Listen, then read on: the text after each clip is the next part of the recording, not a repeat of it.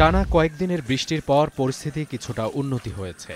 উপকূলীয় অঞ্চলসহ সারা দেশে কমেছে বৃষ্টির ধারা, নামতে শুরু করেছে জলাবদ্ধতার জল। ধীরে ধীরে ফিরছে কর্মমুখী মানুষের স্বাভাবিক জীবনযাত্রা।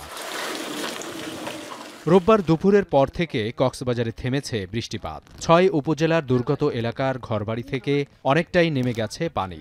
তবে এখনও ফসলি জমিতে পানি জমে আছে, এতে নষ্ট হচ্ছে জমির ফসল। অন্যদিকে ভাঙনে দ্বিখণ্ডিত হয়েছে সৈকতের বালিয়াড়ি। সুগন্ধা ও কলাতলি পয়েন্টের প্রবেশপথ সহ কয়েকটি স্থানে ভাঙন দেখা দেয়ায় ঝুঁকিতে পড়েছে বালিয়াড়িতে থাকা কয়েকশো ব্যবসা প্রতিষ্ঠান। সৌন্দর্য হারাচ্ছে সৈকতের সবচেয়ে জনপ্রিয় স্থানগুলো।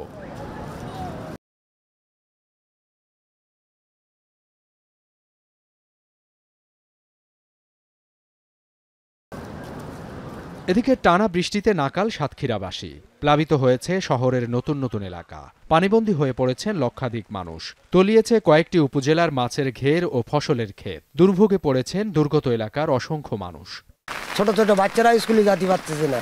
একমাত্র আমাদের প্রকল্প এখানে সেচ দেওয়া ছাড়া কোনো লাইন নেই এখানে। এই পানিটা মনে করেন আপনার পৌষ মাঘ মাস পর্যন্ত থাকবে, আর দীর্ঘদিন 6 মাসের মতন দীর্ঘদিন মানুষ আছে, খুব কষ্টে থাকে। পাশে সদর, কিন্তু আমাদের এই যে 2 কিলো থেকে 3 কিলো রাস্তাটা টোটালি 2 মাসের ভিতরে পানির বন্দি থাকি আমরা। আশেপাশের সবার বাড়িতে এরকম পানি, সবার ঘরের ভিতরে পানি, জিনিসপত্র সব খাটের উপরে উঠায় রাখিস। কয়েক ধাপের টানা বৃষ্টিতে ক্ষতিগ্রস্ত হয়েছে শরীয়তপুর পৌরসভার বিভিন্ন সড়ক। খানাখন্দে ব্যাহত হচ্ছে যান চলাচল। পায়ে হেঁটে যাতায়াতেও বাড়ছে দুর্ভোগ। সড়ক সংস্কারে পৌরসভার পক্ষ থেকে তেমন কোনো উদ্যোগ নেওয়া হয়নি বলে অভিযোগ এলাকাবাসীর। গেল 3 দিনের বিরামহীন বৃষ্টিতে যশোর পৌর শহরের কয়েকটি নিম্নাঞ্চল প্লাবিত হয়েছে। সড়ক উপচে ঘরের মধ্যে ঢুকে পড়েছে বৃষ্টির পানি। জলাবদ্ধতায় বাড়ছে দুর্ভোগ। বেশি বিপাকে পড়েছেন শ্রমজীবী দিনমজুর ও নিম্ন আয়ের মানুষ। এখানে যখনই অল্প একটু বৃষ্টি হয় তখন এই এলাকাটা পুরো ভেসে যায়। রিক্সা আসতে গেলে 100 টাকা ভাড়া, নিম্নে পর্যায়ে 20 টাকা ভাড়া, সেই ভাড়া 100 টাকা দিয়ে আসতে হয়। কোনো রিক্সা আসতে চায় না, বাইক আসতে চায় না। তো এখান থেকে আপনার এইটুকু পার হয়ে ওই থেকে 20 টাকা আছে রিক্সা ভাড়া দিতে। আমরা তো চলতে পারছি না, গাড়ি ঘোড়া নিয়ে যে পানি কাজের অবস্থা যে কি সমস্যা।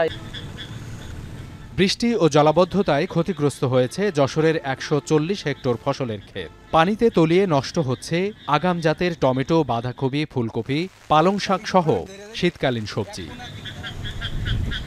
সাবিত সারোয়ার, এখন।